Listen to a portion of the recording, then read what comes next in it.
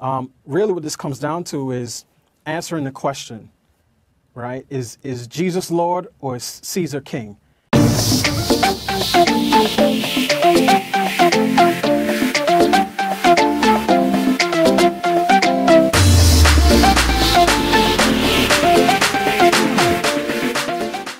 Delano Squires is a contributor to the show Fearless with our friend Jason Whitlock. We are very happy to have him join us tonight. Thanks so much for coming on.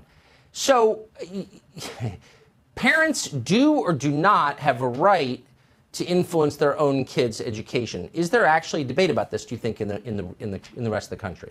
Hey, Tucker, thanks for having me on. I don't think the debate is going on in the rest of the country. I think most regular parents understand that the government does not own their children, or at least I hope they understand that.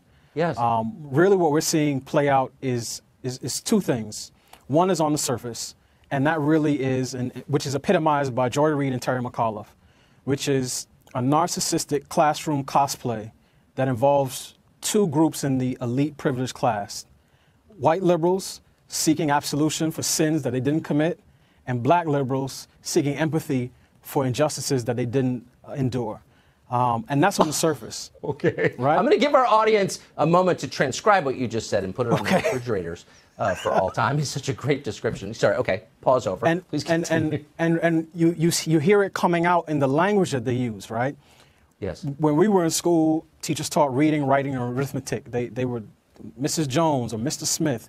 Now teachers are describing themselves as liberators and decolonizers because what has happened is that the classroom has turned into, an opportunity for them, to, as I said, to exercise their narcissism. But below the surface, and the bigger issue, is something that every American's been going through the last year, which is that struggle between our rights as individuals and the government's rightful authority.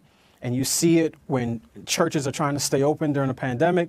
Yes. The government say you can't even meet outdoors, but we will okay a 10,000 person rally in the town square. And really, and particularly for Christian parents like me, some of whom have opted out of the school system and decided to homeschool their children, which my family has, really what this comes down to is answering the question, right? Is Jesus Lord or is Caesar king?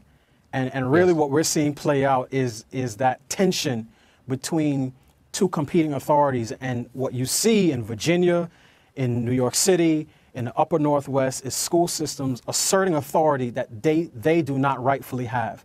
Our children are not theirs. My wife and I are not in a throuple with the federal government or the local government. And they need to realize that parents have rights.